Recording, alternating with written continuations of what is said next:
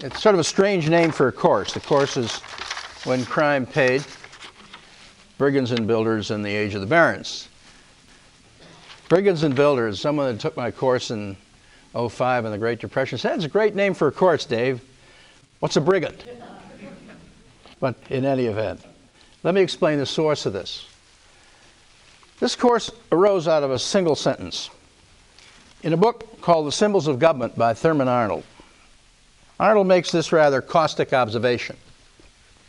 Actual observation of human society indicates that great constructive achievements in human organization have been accomplished by unscrupulous men who violated most of the principles we cherish. Let me give you that one again, because we'll come back to it. That's what this course is about.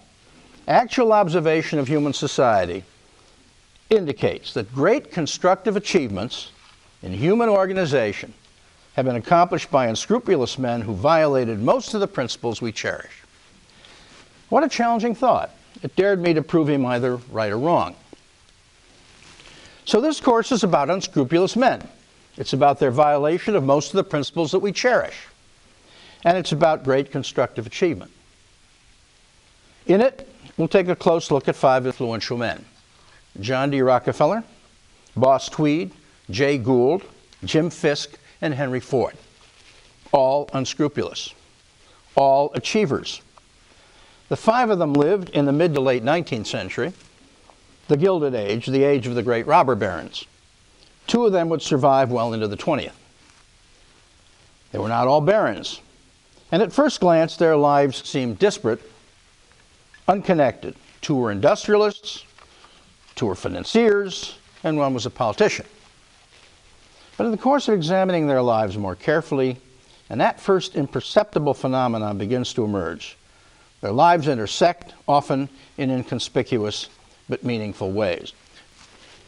In the mid-19th century, our United States, only recently formed as a bold experiment in the Republican form of government, was struggling to function within the strictures of the checks and balances so carefully set out in the Federalist Papers and in our Constitution by Hamilton, Madison, and Jay. Politically, at least, patterns had been set. Our economic system, on the other hand, was unfettered, without guidelines, a tribute perhaps to the entrepreneurial spirit of our 18th century founders and their freewheeling Dutch predecessors in New Amsterdam 2 centuries before. Our economic universe was forging its way to badly needed regulation. Its excesses leading eventually to legislation during the Progressive Era, such as the Interstate Commerce Act, the Sherman and Clayton Acts, and during the New Deal, to institutions such as the FDIC and the SEC. In the latter half of the 19th century and during the early years of the 20th, however, our economy was chaotic, prey to the wild excesses of entrepreneurs and politicians alike. It is in this chaos that our 5 characters flourished. It is this chaos that I find so fascinating, and it is in the midst of this chaos that we will often find ourselves during these 5 sessions. During these chaotic decades, our growing populace witnessed many players on the stage of our economic and political development. Some were builders, some were brigands, a number were both, such as the 5 we focus on. The remarkable foresight of some of them and others like them, unencumbered by regulation, would indeed build our economy into the most formidable in the world. Yet at the same time, many of their actions had darker ramifications, foreshadowing unintended and graver historical developments which would have ramifications well into the 20th century and beyond. 2 of the 5, Rockefeller and Ford, both of whom lived well into the 20th century, built the world's most powerful industrial engines in their respective fields, virtually founding the modern energy and automotive worlds. Their interaction is easily spotted.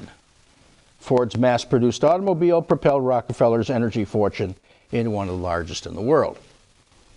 2 of the 5, Jim Fisk and Jay Gould, crass financial opportunists, caused mayhem in the financial markets, highlighting the drastic need for market, financial, and fiscal reform. But they, Gould in particular, helped to build railroads and a telegraph system which would eventually unite our country coast to coast.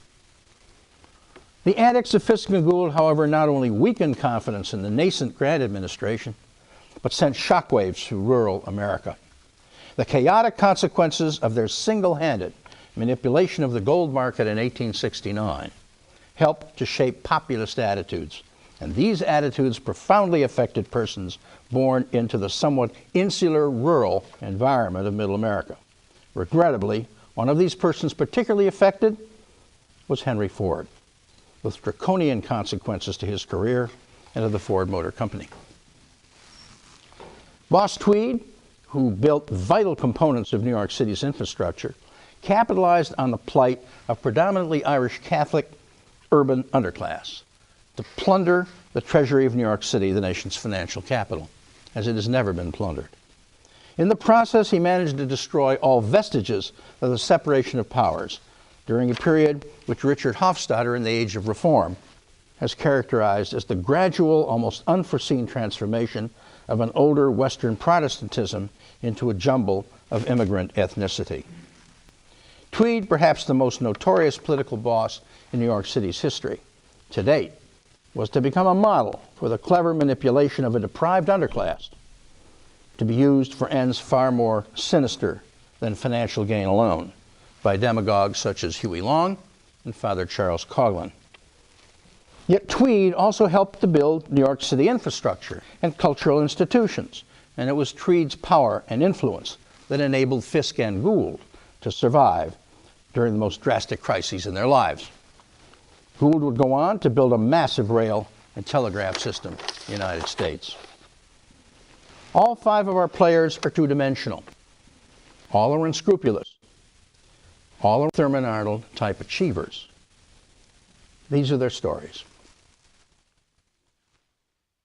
John D. Rockefeller is so important and so complex that I will devote 2 sessions to him, today and next week.